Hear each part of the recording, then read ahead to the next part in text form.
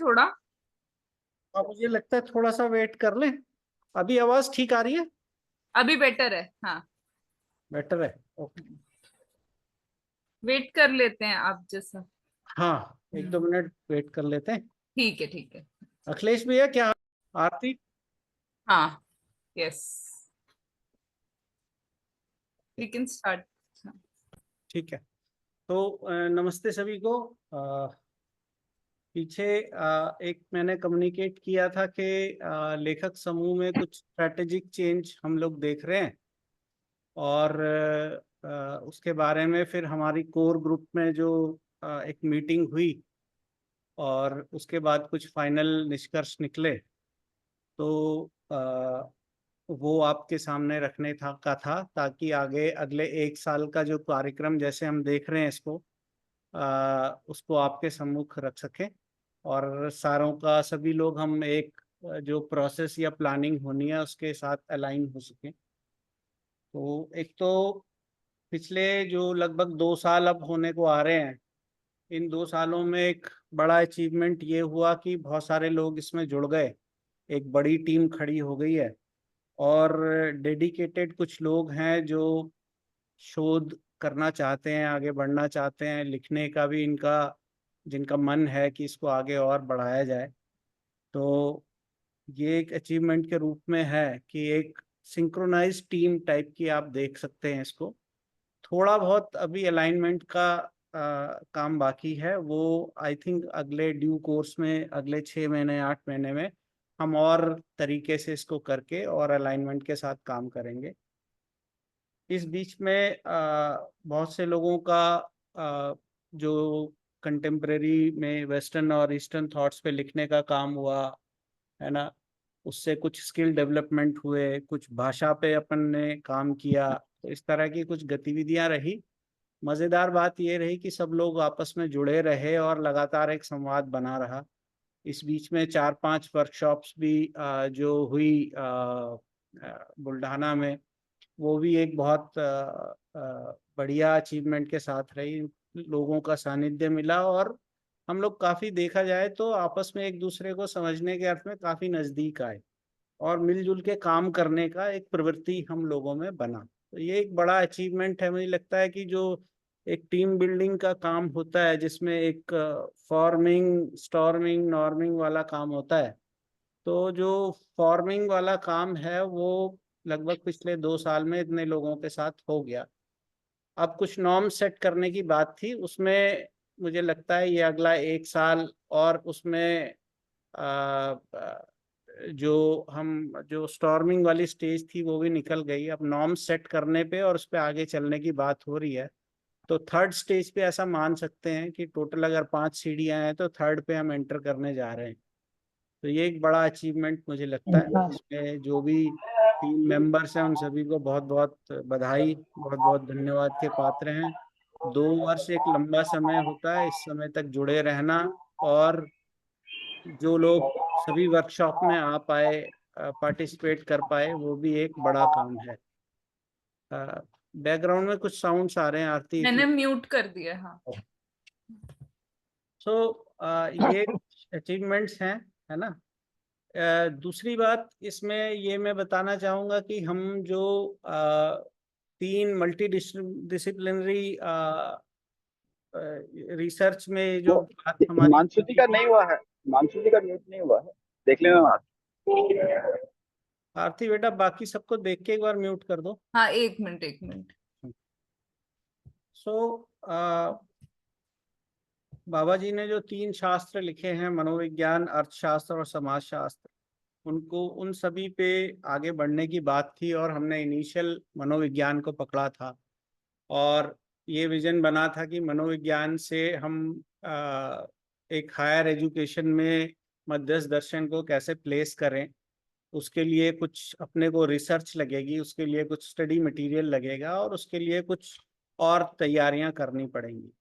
कुछ यूनिवर्सिटीज़ ने भी हमारा हाथ पकड़ा है ना, जो चेतना दीदी हैं, जय भाई हैं, है ना, आत्मीय से या फिर आईएससी से हमें कुछ सपोर्ट मिला और भी कुछ यूनिवर्सिटीज़ आगे आई हैं जिन्होंने सपोर्ट के लिए हाँ किया है। तो ये एक बड़ा काम हो गया। अभी जो चेंज है वो विजन और मिशन रिमेन्स द सेम। हम हायर एजुकेशन में इन तीनों विधाओं के थ्रू एंटर करना चाह रहे हैं, मध्यस्थ दर्शन को विकल्प के रूप में प्लेस करना चाह रहे हैं, उसमें कोई चेंज नहीं है। जो हमारे लक्ष्य तक जाने के लिए जो स्टडी मटेरियल तैयार करना और रिसर्च करना, ये दो प्लानिंग, दो काम सोचे गए थे, तो उसमें थोड़ा सा चेंज ट्रेजेक्टरी में है ना, इन टर्म्स ऑफ कि हम वे फॉरवर्ड क्या है, उसमें थोड़ा ट्रेजेक्टरी चेंज कर रहे हैं। विजन और मिशन जो है वो हमारे रिमेन्स द सेम, कि इसमें शोध हो, शोध के लिए लोग आगे आए और साथ में स्टडी मटेरियल डेवलप हो वेस्टर्न और मध्यस्थ दर्शन के रेफरेंस में, और उसके गैप फाइंडिंग हो, और उस पे स्टडी मटेरियल के थ्रू धीरे से कुछ पेपर्स के थ्रू और हायर एजुकेशन यानी एमए का या बीए का कुछ बना के कंटेंट और इसको प्लेस किया जाए विकल्प के तौर पे। तो दैट रिमेन्स द सेम, थोड़ी ट्रेजेक्टरी चेंज कर रहे हैं।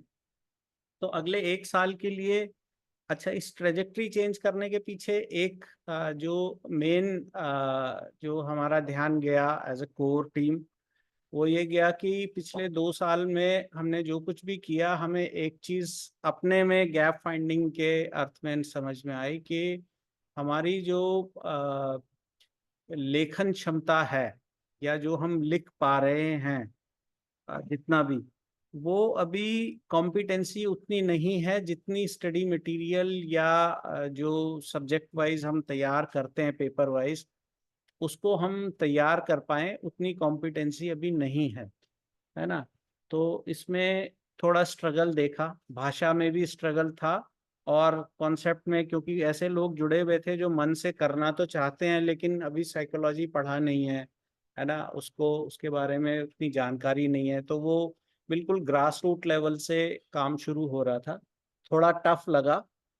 तो हमको ये लगा कि ये थोड़ा सा अभी टफ रहने वाला है। इस बीच जो हमारे कोऑर्डिनेटर्स थे, नेतल बेटा जी और आरती बेटा जी, उनसे क्योंकि वो लगातार कोऑर्डिनेट कर रहे थे और काफ़ी इसमें समय लगा रहे थे, तो उनसे भी एक इनपुट आया कि अगर हम इसको स्टडी मटेरियल को फोकस ना करके रिसर्च को फोकस करें फॉर द नेक्स्ट 1 ईयर, जो भी लोग, अब क्योंकि लिखने वाले लोगों की एक टीम तैयार हो गई, 8-10 लोग हैं ऐसे जो इसमें समय लगाना चाह रहे हैं, तो अगर हम अपने अपने लेवल पे कुछ मुद्दे निकालें वेस्टर्न पर्सपेक्टिव से, और मध्यस्थ दर्शन कैसे उसको आंसर कर रहा है, उसको अगर अपन रिसर्च के रूप में शोध पत्र लिखने का प्रयास करें और फिर आगे चल के उसको जर्नल्स में पब्लिश करना का प्रयास करें और कॉन्फ्रेंसेस में उन पेपर्स को पढ़ा जाए, तो वो ज़्यादा सार्थक रहेगा और अपनी राइटिंग कैपेबिलिटी भी बढ़ेगी, अपनी कॉम्पिटेंसी भी बढ़ेगी, अपनी स्किल भी डेवलप होंगी। और जो सबसे बड़ी बात इसमें होने वाली है कि मध्यस्थ दर्शन के बारे में जितनी कुछ सूचना हमारे पास है उस पर और क्लैरिटी बनेगी। तो शोध का मतलब ही ये है कि अपन और ज़्यादा गहराई से उन सिद्धांतों को पकड़ सकें जो मध्यस्थ दर्शन में प्रस्तावित किए हैं बाबा जी ने। तो अगले 1 साल में प्लान ये बना है कि स्टडी मटेरियल फोकस ना होके रिसर्च पेपर फोकस रहेगा। इसमें जो भी 8-10 लोग हैं या 15 लोग हैं, वो सभी अपने अपने एक एक टॉपिक लेंगे और उन टॉपिक्स से एक रिसर्च पेपर बिल्ड करेंगे बेस्ड ऑन मध्यस्थ दर्शन and based on the gaps that we identify in the Western perspective या contemporary psychology। जो उसका मोडस ऑपरेंडी रहेगा वो यही रहेगा कि वीकली 2 मीटिंग्स जो हमने डिसाइड की थी इलेक्टिव्स के लिए, उसी तरह 2 मीटिंग्स चलेंगी। उसका पर्पस ये है कि एक तो हमको शुरू में लगभग 1 महीना लगेगा 10 एक टॉपिक निकालने पे कि किस सब्जेक्ट पे शोध हो सकता है, किस किस टॉपिक को लिया जाए और उस पे क्या लिखा जाए। तो हर एक जो लेखक है उसके लिए एक अलग टॉपिक की दरकार होगी, है ना। और मध्यस्थ दर्शन में तो ऐसा सब बोलते ही हैं और हमें भी लगता है कि एक एक लाइन पे एक एक रिसर्च पेपर लिखा जा सकता है। तो मुझे लगता है कि 10-12 टॉपिक्स हमको चुनने पड़ेंगे तो नेक्स्ट 1 मंथ इस दिशा में हम लोग मीटिंग करेंगे। दूसरा, जब हम लिखना शुरू करेंगे या टॉपिक्स पे बात करना शुरू करेंगे तो वीकली प्रेजेंटेशन से क्या होगा कि ऐसा हम पिछले 3 साल से ऑनलाइन पठन कर रहे हैं, 10-12 लोगों का ग्रुप है। हमारा ये देखने में आया कि हम जो कुछ पढ़ते हैं, समझते हैं, इंटरनलाइज उसको करते हैं, जब दूसरों के सामने अपनी बात को रखते हैं तो वहां से और कई एंगल्स से उस पर्सपेक्टिव को देखने का नजरिया बनता है। तो ये वीकली मीटिंग्स उस अर्थ में चालू रहेंगी कि जो मैं एक टॉपिक पे ले रहा हूँ, लेट्स से मैं कोई मन की किसी क्रिया पे एक टॉपिक ले लिया या वृत्ति के किसी आचरण पे ले लिया और उसको डीपली अपन देखना चाह रहे हैं, तो मेरा एक पर्सपेक्टिव हो सकता है और भी कई इनपुट्स मुझे कई एंगल्स से मिल सकते हैं जो कि मेरे लेखन में सहायक होंगे। तो ये इनपुट लगातार मिलते रहें और लगातार हमारी प्रोग्रेस का हम ही लोग आपस में ग्रुप में इवैल्यूएशन करते रहें, इस अर्थ में ये वीकली मीटिंग्स चलेंगी। इसमें एक इशू और हमको जो पिछले 2 साल में समझ में आया कि कोऑर्डिनेशन के लिए एक तो समय चाहिए होता है, लोगों को कॉल करना, जोड़ना, लिंक क्रिएट करना, फिर लोगों को पूछना कि भाई आप आइए मीटिंग में, तो ये एक टीडियस काम रहता है। और सब लोग क्योंकि अपने अपने कुछ काम में व्यस्त भी हैं, तो इसके लिए भी बात हुई। तो इसमें एक रोटेशनल पॉलिसी हम लोग सोच रहे हैं कि जैसा हम अपने मॉर्निंग पठन में भी करते हैं, हर 15 दिन में एक कोऑर्डिनेटर चेंज हो जाता है जो सुबह 5:30 बजे लिंक डालता है, फिर सबसे कोऑर्डिनेट करता है और पूरी मीटिंग को का संयोजन करता है। तो इस तरह से करीब 8-10 लोग हमारे पास हैं जो इस ग्रुप में हैं। तो उसको हम हर एक मीटिंग के लिए एक एक करके आइडेंटिफाई कर देंगे। तो अगर मैं देखूं कि 8 भी लोग हो जाते हैं तो पहले आदमी का दूसरा चांस 1 महीने में आएगा। तो लेट्स से अगर 1 साल की बात कर रहे हैं तो 12 मीटिंग्स को मुझे कोऑर्डिनेट करना है एक आदमी। और अगर 8 से ज़्यादा संख्या है तो रोटेशन और ज़्यादा लंबा हो जाएगा और लंबा समय इसमें लगेगा। तो इस तरह की कुछ अपन मैकेनिज्म निकाल सकते हैं जिससे कि ये टीडीएस ना लगे, एक आदमी को 1 महीने में एक ही बार ये कोऑर्डिनेशन का काम करना पड़े।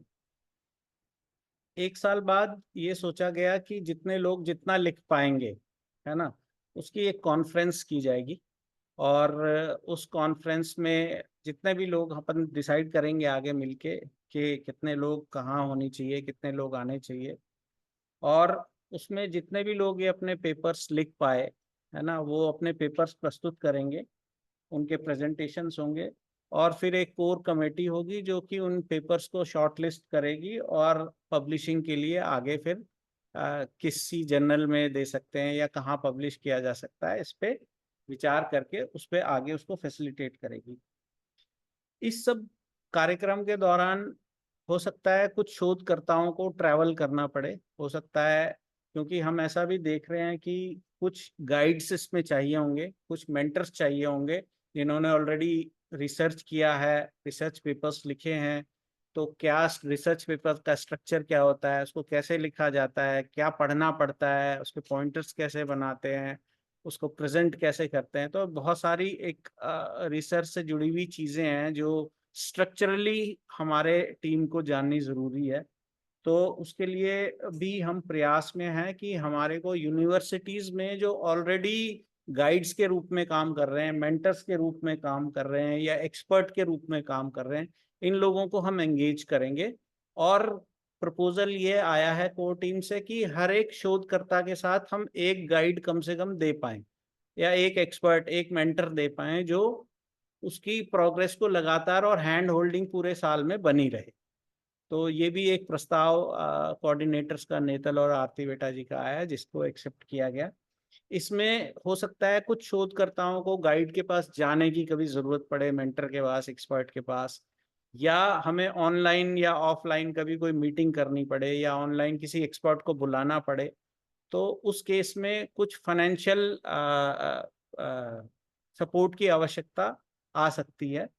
उसमें शेप फाउंडेशन ने उसका जिम्मा लिया है कि केस टू केस बेसिस पे जैसे जैसे नीड होगी, और उसको हम एक कोर कमेटी है 5 लोगों की, तो वो उसमें उसको आइडेंटिफाई करेंगे कि हाँ ये जरूरी है, ये खर्चा होना, ये ट्रैवल या ये ऑनलाइन या ऑफलाइन मीटिंग या कोई सेशंस हमने ऑर्गेनाइज करने हैं, तो उसको हम फाइनेंशियल सपोर्ट भी रिसर्चर को करेंगे इन terms of logistics, in terms of organizing some online or offline sessions with experts. तो ये एक होगा। इसके बाद एक लक्ष्य करके एक प्रोग्राम शुरू हो रहा है जिसका इनिशियल फेज अभी अछोटी और बुल्ढाना सेंटर में शुरू कर रहे हैं। योगेश भाई उसको देख रहे हैं।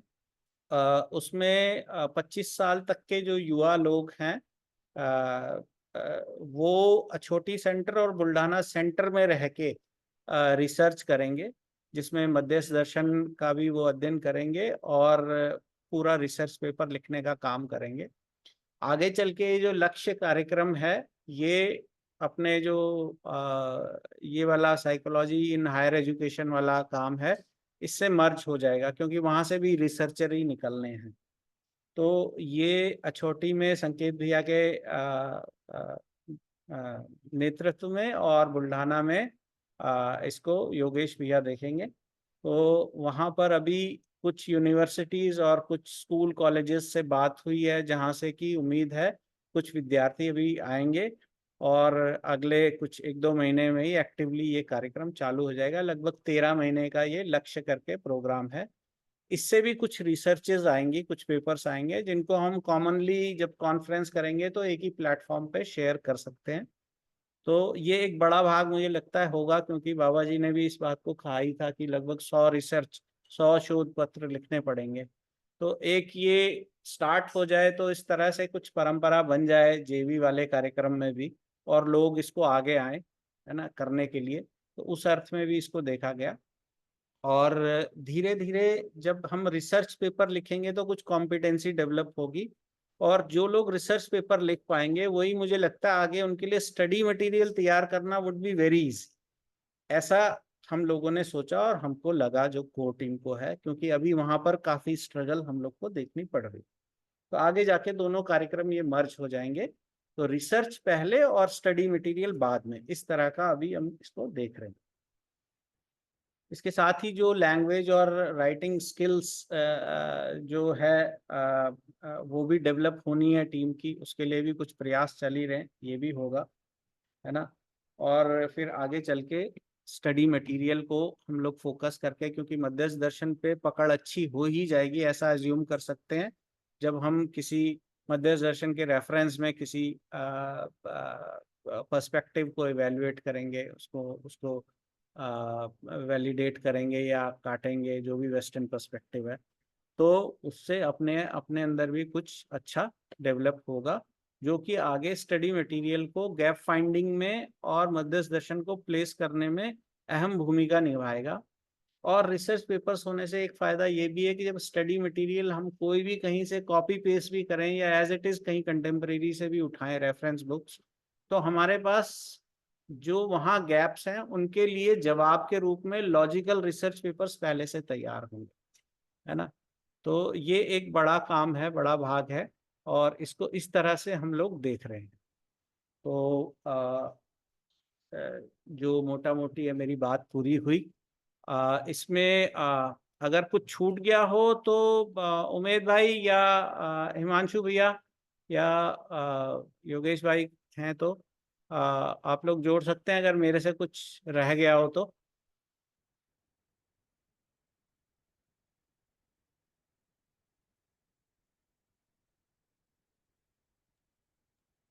नहीं भैया, I think you covered everything almost. ये आवाज कम आ रही है भैया।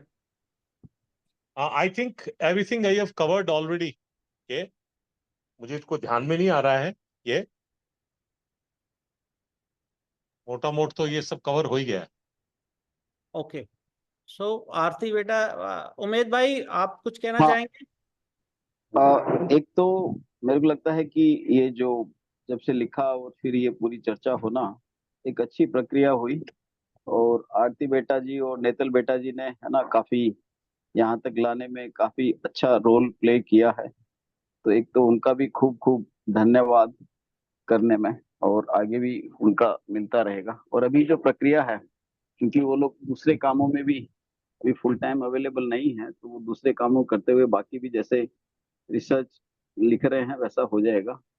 एक मेरे और ध्यान में आई कि संकेत भाई इसके रिसर्च वगैरह के बारे में काफी अच्छे एक्सपर्ट हैं। संकेत भाई मेरा पिछले दिनों उस जो कोर ग्रुप है ना उसमें जुड़े हैं, तो और अभी शायद हैं मीटिंग में। हाँ, संकेत भाई हैं मीटिंग में। तो ये भी एक बढ़िया अपने इस पूरे है ना कार्यक्रम में संकेत भाई भी बराबर रहेंगे। तो एक रेडीली अवेलेबल एक्सपर्ट अवेलेबल हो गए हैं। तो एक तो संकेत भाई का इस समूह के अंदर में वो पहली पहली मीटिंग अटेंड कर रहे हैं, तो उनका खूब स्वागत है। बस इतना ही मैंने और जोड़ना था। जी बढ़िया। संकेत भैया नमस्ते, आपका स्वागत है। और आपको जैसा हमने बात की तो आपको रोल पता चल ही गया एज एक्सपर्ट, और रिसर्च के जो फंडामेंटल्स हैं उसमें आपको भी हैंड होल्ड करना पड़ेगा काफ़ी सारे लोगों को। हाँ भैया, आप सभी को नमस्कार और बहुत बहुत धन्यवाद नरेश भैया, उमेद भैया कि आप लोगों ने मेरे को जोड़ा इस ग्रुप में। और वाकई में बहुत दिनों से हमारी भी इच्छा थी कि हमने संस्थान का नाम रखा है मानवीय शिक्षा शोध संस्थान, बट रिसर्च का काम हो नहीं पा रहा है। तो पिछले 2 साल से जो एफर्ट हुए हैं, तो कम से कम अब यहाँ पे हम आ गए हैं कि रिसर्च स्कॉलर्स अभी करीब 45 आए थे अशोटी में बिटवीन 24 टू 28 सब जून। तो ये सब पीएचडी करने वाले लोग दुर्ग यूनिवर्सिटी के हैं, तो उनके सामने पूरे प्रस्ताव को रखा है। तो एक अच्छी संभावना मेरे को दिखाई देती है कि हम जो यूनिवर्सिटी से उनके साथ मिलकर ही काम कर लेंगे। और जैसा अब नरेश भैया बता रहे थे कि जो ये ग्रुप ऑलरेडी जो आरती बेटा जी काम कर रही हैं और नेतल बेटा काम कर रही हैं, तो ये ग्रुप के माध्यम से भी कुछ अच्छा काम निकल के आ जाएगा। मैं आज माहिर भाई से बात भी कर रहा था, और हम यहाँ अछोटी में एक छोटा सा रिसर्च सेल नए सिरे से खड़ा कर रहे हैं, जिसको चेतना विकास मूल्य शोध केंद्र के नाम पे जाना जाएगा। तो मुझे लगता है बहुत अच्छा इनिशिएटिव आप लोग का है, तो बहुत बहुत ही बढ़िया लग रहा है भैया। और आने वाले समय में अभी कुछ दिनों पहले एक रिसर्च को लेके एक वर्कशॉप बेमेतरा में हुआ था, तो मैंने यहाँ के टीचर्स को थोड़ा सा गाइड किया था कि कैसे हमको रिसर्च पेपर लिखना चाहिए, क्योंकि हमारे बेचारे स्कूली टीचर्स हैं, इन्होंने कभी रिसर्च पेपर ही ठीक से नहीं लिखा है, ऐसा लग रहा था मेरे को। तो कुछ लोग उसमें पीएचडी करने आए हैं। तो अभी एक बिटिया जो है समाधान कॉलेज में जो पढ़ा रही है, और वो इस साल अपना पीएचडी शुरू करने जा रही है, तो वही वर्कशॉप में आई थी। तो ऐसा लगता है कि एक अच्छी शुरुआत तो हो रही है अपनी। ये बहुत बढ़िया रहेगा, हम लोग मिलकर काम करेंगे भैया। Thank you. बहुत बढ़िया भैया, धन्यवाद।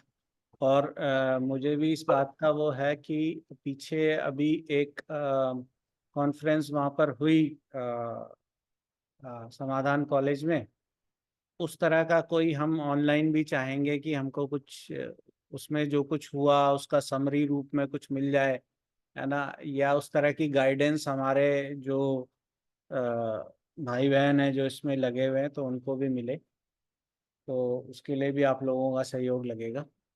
जी Aarti, we are open to any questions और क्वेरीज। जी भैया एक बात मुझे और कहने की इच्छा थी, अगर 2 मिनट टाइम मिले तो। जी जी भैया, वेलकम। रिसर्च पेपर जो लिखने का जो मुद्दा है, देखिए रिसर्च पेपर लिखना भी बहुत आसान काम तो नहीं है।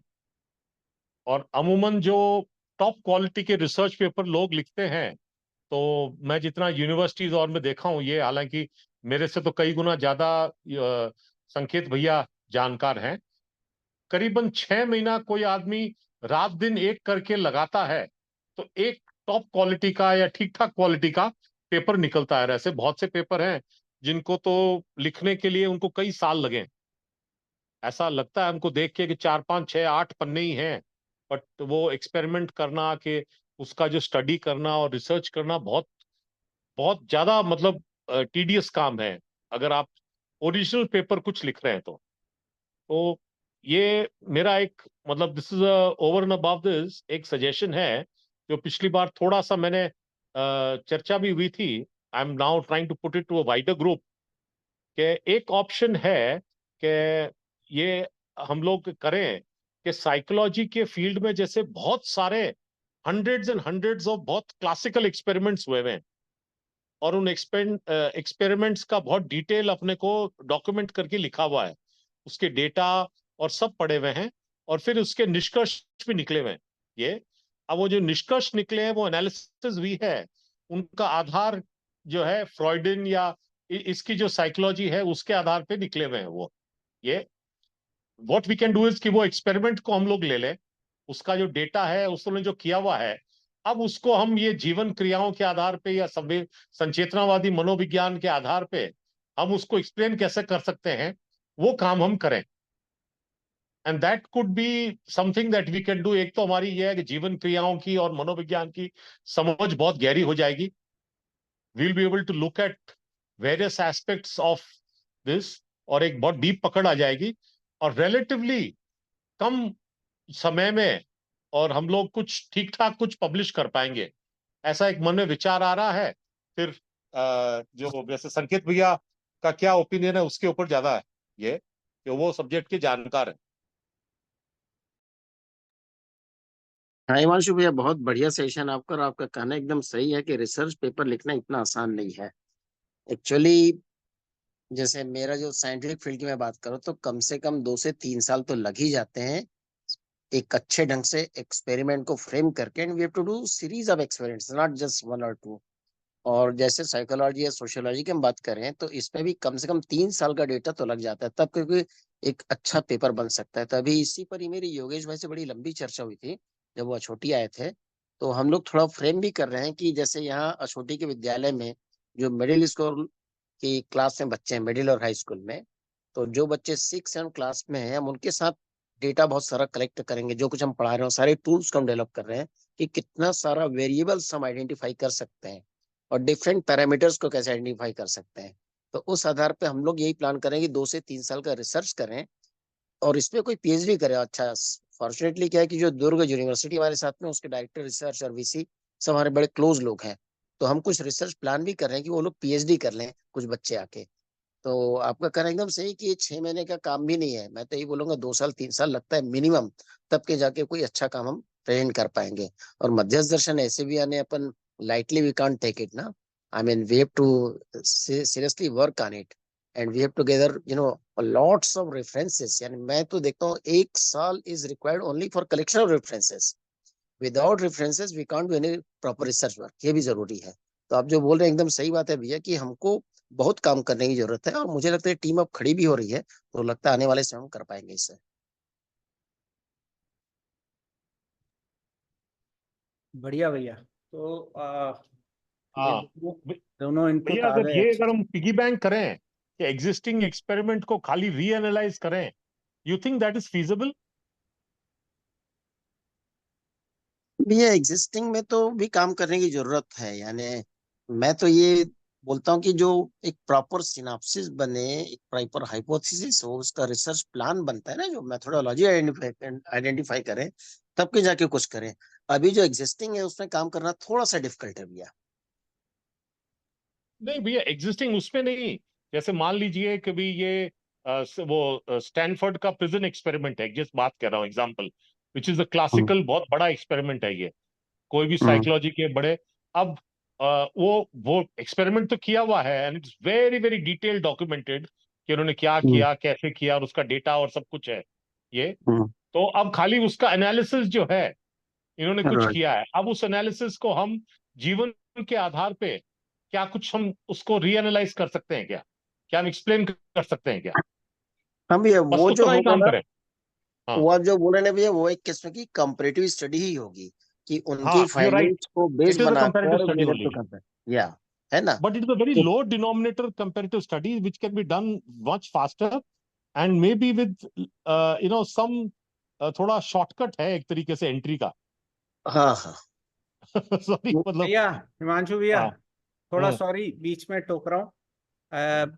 एक तो ये क्लियर कर दूं कि जो कंटेम्परेरी रिसर्च पेपर लिखने का मेथड है और जो समय उसमें लगता है, जिस तरह से स्ट्रक्चरली करते हैं, ऐसा हम एक्सपेक्ट भी नहीं कर रहे हैं अपने लेखक समूह में। हम सिर्फ ये एक्सपेक्ट कर रहे हैं कि अगले 1 साल में शोध की प्रवृत्ति बन जाए, स्ट्रक्चरली कैसे करते हैं ये समझ में आ जाए, और कुछ लिख के कुछ एरिया को आइडेंटिफाई करके उस पर गहराई से सोच के कुछ पॉइंटर्स हमारे को मिल जाए। फर्दर जो आप क्लासिकल रिसर्च पेपर कह रहे हैं, या जो जिस तरह से बनाया जाता है रिसर्च पेपर लिखा जाता है जिसके पीछे एक्सपेरिमेंट्स होते हैं, तो अभी आप जो बात कर रहे हैं, जो संकेत भैया बात कर रहे हैं, वो स्ट्रेटजी की बात कर रहे हैं कि हम इसको कैसे करेंगे।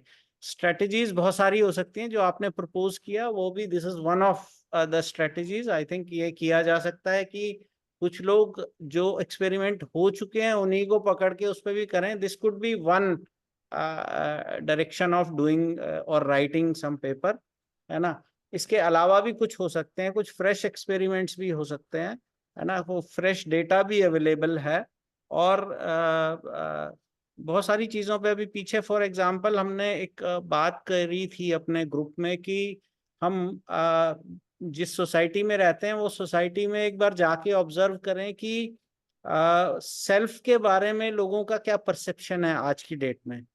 तो मैं अपना ही बता रहा हूँ कि मैंने ये शेयर किया था, और मैंने ये देखा कि जिस मार्केट में, नोएडा में जहाँ हमारा घर है, वहाँ जिस मार्केट में जहाँ पहले एक हॉस्पिटल और एक फार्मेसी की दुकान और 2-3 रेस्टोरेंट टाइप के थे, आज वहाँ छोटी सी एक 25 दुकानों की मार्केट में 6 ब्यूटी पार्लर हैं, स्पा, ब्यूटी पार्लर, सैलून जिसको बोलते हैं, है ना, और 4 जिम है, और सब चलते हैं। तो मतलब इसमें इस तरह के भी अपन, ये एक पहले के एक्सपेरिमेंट हो रखे हैं वो भी चल सकते हैं, और इस तरह के छोटे छोटे डेटा से भी हम आगे बिल्ड कर सकते हैं। We are not looking at a complete an excellent paper in terms of research, but ये प्रवृत्ति हमारी बन जाए और हम आगे इसमें बढ़े। मे बी ये टोटल काम हमने 15 साल का लिया हुआ है, और अभी तो ये दूसरा ही साल है, तो थोड़ी सी ट्रेजेक्ट्री ही चेंज कर रहे हैं। इसमें ऑब्वियसली बहुत सारे गाइड्स हमको लगेंगे, बहुत सारे लोग लगेंगे जो हमको बताएंगे, जैसे हिमांशु भैया ने कहा, संकेत भैया ने कहा कि काफ़ी समय लगता है, काफ़ी एनर्जी लगती है, काफ़ी टाइम लगता है, तो हमें कोई जल्दी भी नहीं है, तो आराम आराम से करेंगे। तो अभी जो अपन प्रपोज कर रहे हैं उसका पर्पस सिर्फ इतना ही है कि जो लोग लिखना चाह रहे थे वो स्टडी मटेरियल की जगह हम इसको रिसर्च पेपर लिखने की तरफ डाइवर्ट कर रहे हैं। तो क्योंकि स्टडी मटेरियल लिखने के लिए जो एक कॉम्पिटेंसी चाहिए, है ना, या जो कोर्स कंटेंट बनाने के लिए चाहिए, वो हम लोगों में नहीं है। बट क्योंकि मध्यस्थ दर्शन से सभी लोग पुराने से जुड़े हैं, तो इसलिए शोध जरूर कर सकते हैं, क्योंकि वो उनका 1 साल का बैकग्राउंड नहीं है। कई लोग इसमें ऐसे हैं जो 20-20 साल से लगे हुए हैं, तो उनका एक बेसिक ग्राउंड बन चुका है। तो जब वो लिखेंगे वेस्टर्न पर्सपेक्टिव को एनालाइज करके, तो मेरे ख्याल में कुछ अच्छा आ जाएगा।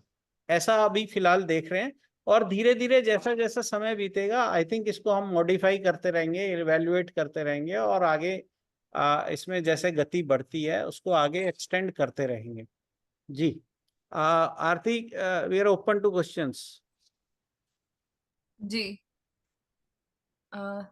आप में मतलब जिसको भी कुछ सवाल पूछना, आप अनम्यूट करके पूछ सकते हैं।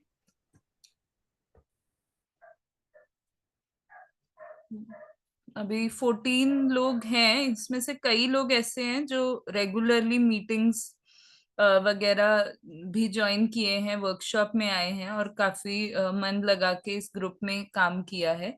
उनको ये जो चेंज हमने बोला और जो अभी का प्रोसेस बोला, इससे रिलेटेड कोई क्वेश्चन हो तो यू कैन आस्क।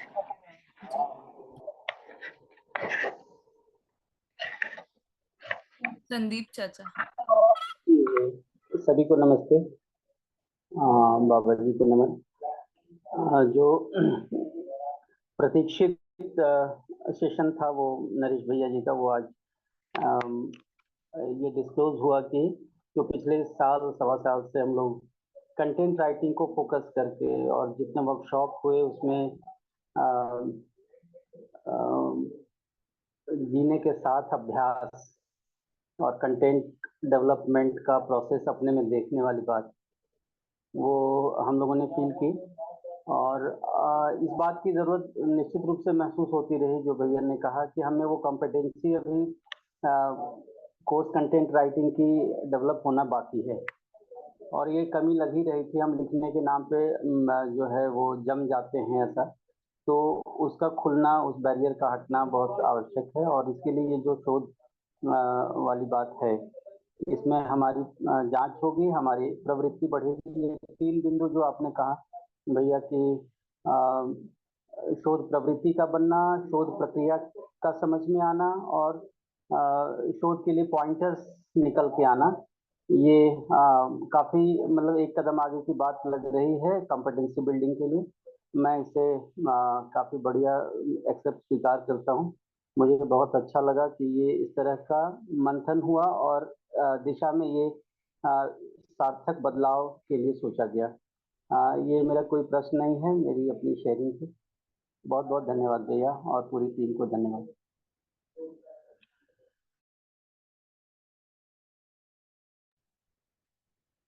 जी, और कोई अपनी बात रखना चाहे, कोई क्वेश्चंस भी पूछना चाहे?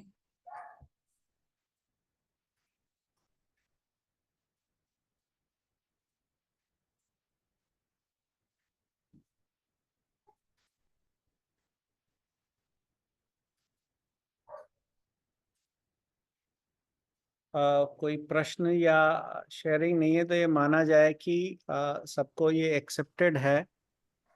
तो अगर ये एक्सेप्टेड है तो फिर नेक्स्ट मीटिंग का आरती आप डेट और टाइम अनाउंस कर दो, तो जो लेखक समूह में जो एक्टिवली लोग हैं हम लोग मिले और आगे कैसे किस स्ट्रेटेजी से चलना है इस पे एक मीटिंग लगेगी, 1 या 2, जिसपे मंथन करेंगे और फिर आगे टॉपिक्स डिसाइड करने के लिए अपन चालू करेंगे। ठीक है। मंगेश चाचा ने अनम्यूट किया था, अगर आपको भी कुछ बात रखनी है चाचा, आप भी काफी रेगुलरली जुड़े हैं तो। नमस्ते, मेरी आवाज आ रही है? यस, आ रही है। बस मैं चाचा जी से यही पूछ रहा था कि रिसर्च टॉपिक का सिलेक्शन का प्रोसेस वगैरह कैसा रहा, बट आई थिंक उन्होंने बता दिया अभी। 1-2 मीटिंग्स करके फिर हम लोग डिसाइड कर सकते हैं। जी,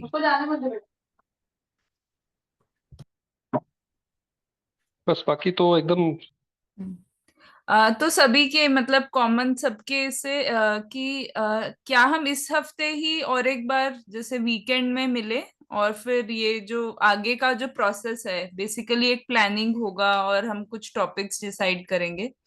उसके लिए उसके लिए हम कब मिल सकते हैं? अगर सैटरडे सेम टाइम मिलना ठीक रहेगा तो सब बताएं। ठीक रहेगा दी। आरती मेरे ख्याल में ग्रुप में पोल डाल के ही कर लेना, हाँ हाँ, पोल पोल ठीक है। डाल के कर लेंगे कि सब जी। लोग आएंगे भी नहीं इसमें से। ठीक है, ठीक है। हाँ, तो जय पटेल भाई भी कह रहे हैं कि वो एग्री करते हैं इस कॉन्सेप्ट प्रपोजल से। इसके मिनट्स अगर आप में से कोई बना दे, आरती नेतल में से, ठीक और है। ग्रुप में लेखक समूह में डाल एक दें तो थोड़ा सबको, जो लोग नहीं भी जुड़ पाए उनको पता चल जाए, और रिकॉर्डिंग भी डाल दीजिएगा, जी, ठीक है।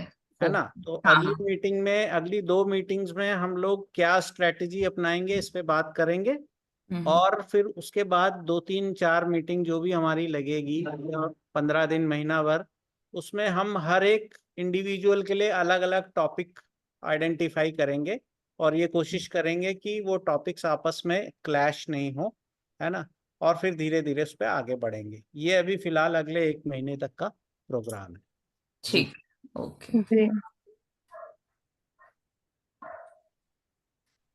तो मेरी ठीक। तरफ से बात पूरी हुई। आप हम्म, कुछ कर कुछ सकते। फीडबैक ले सकते हो सब लोगों का, कुछ क्विकली, 1-1 मिनट हाँ में।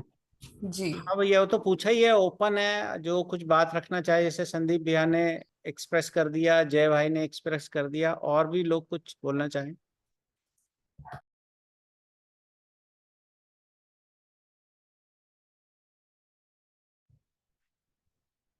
सभी से रिक्वेस्ट है कि 1-1 2-2 मिनट जो भी बेसिक फीडबैक हो, या जो भी अगर जुड़ने का लग रहा हो सकता है, इस तरह की जो भी है आप बता सकते हैं। हाँ, नमस्ते सभी को। नमस्ते मासी। हाँ, मुझे इसमें ये पूछना था कि जैसे पिछली बार का जो हमारा वर्कशॉप हुआ, उसमें जैसे स्टूडेंट को लेके हम लोगों ने वो पूरा एक एक्टिविटी किया था, है ना। और तब थोड़ा सा ये सोचा था कि आगे इसको और स्टूडेंट के साथ करेंगे। तो अभी वो जो था है वो पोस्टपोन नहीं रखना है ना। क्योंकि ये अब हम हमारे लेवल पे ये करने जा रहे हैं रिसर्च को आगे। तो वो जो हम स्टूडेंट के साथ जो एक्टिविटी का सोच रहे थे या फिर इसके बाद के वर्कशॉप को सोच रहे थे, तो वो अभी होल्ड पे ही रखना है ना। ये एक तो मुझे पूछना था। जी दीदी, वो अभी फिलहाल तो होल्ड पे है, लेकिन अगर हमारे टॉपिक्स रेडी हो जाते हैं और उन टॉपिक्स के बाद कुछ एक्सपेरिमेंटल पॉइंट ऑफ व्यू से कि सोशल कोई एक्सपेरिमेंट करना है, उस अर्थ में अगर कोई वर्कशॉप इस तरह की कोई करने का मन बनता है तो ग्रुप उस बारे में सोच सकता है और उस तरह का वर्कशॉप दोबारा किया जा सकता है। But specific to some experiments, social experiments की ग्रुप कैसे काम करता है, इंडिविजुअल्स कैसे काम करते हैं, है ना, और या आपने जो टॉपिक चुने जो जीवन क्रिया के हों या किसी भी बारे में हो, उस अर्थ में हम कुछ अच्छे से प्लान करके कर सकते हैं। बट फिलहाल जो सितंबर में हम सोच रहे थे वो वर्कशॉप अभी स्थगित है, वो पोस्टपोन्ड है। जी जी भैया, ठीक है।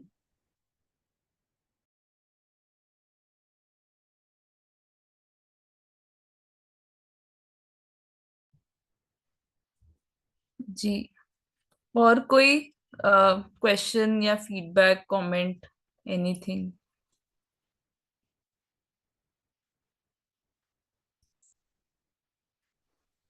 हेलो, नमस्ते। आवाज आ रही है मेरी?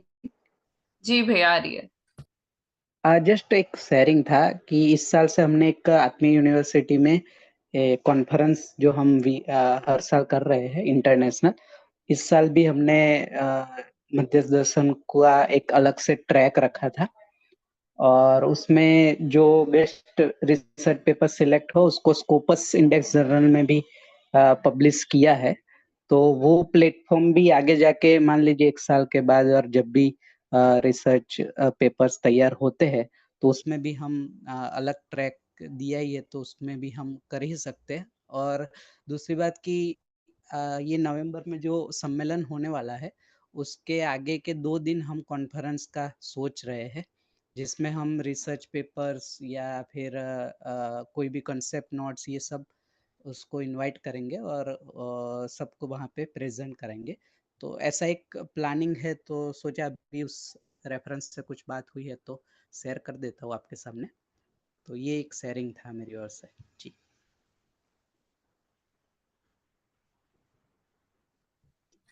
बहुत अच्छा भैया, बहुत अच्छा। Over to you Aarti, you can conclude. अभी इस मीटिंग को यहीं कंक्लूड करते हैं हम लोग। आई होप जो भी बात हुई हो क्लियरली कन्वे सबको हो गया है। इसका 1 मिनट्स और जो रिकॉर्डिंग है वो कल सुबह या कल दोपहर तक हम ग्रुप में पोस्ट करेंगे। और मैं एक पोल डालूंगी ग्रुप में। आप सब में जिन लोगों की भी इंटरेस्ट हो इस काम को आगे करने के लिए तो वो पोल का रिप्लाई करें और टाइमली मीटिंग में आए, तो ताकि हम आगे की प्लानिंग कर सके। अभी करीब जैसे नरेश चाचा ने बोला, करीब 1 महीना हम जो इसकी स्ट्रैटेजी है और जो प्लानिंग है उसी में टाइम लगाएंगे और उसके बाद फिर हम आगे we'll plan everything and then we'll start working on it.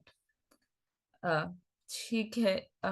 आप सबको जुड़ने के लिए धन्यवाद। और कई दिन बाद मीटिंग हुआ, फिर भी सबका उतना ही willingness to join and contribute, इसके लिए अच्छा लगा। जी, नमस्ते सभी को।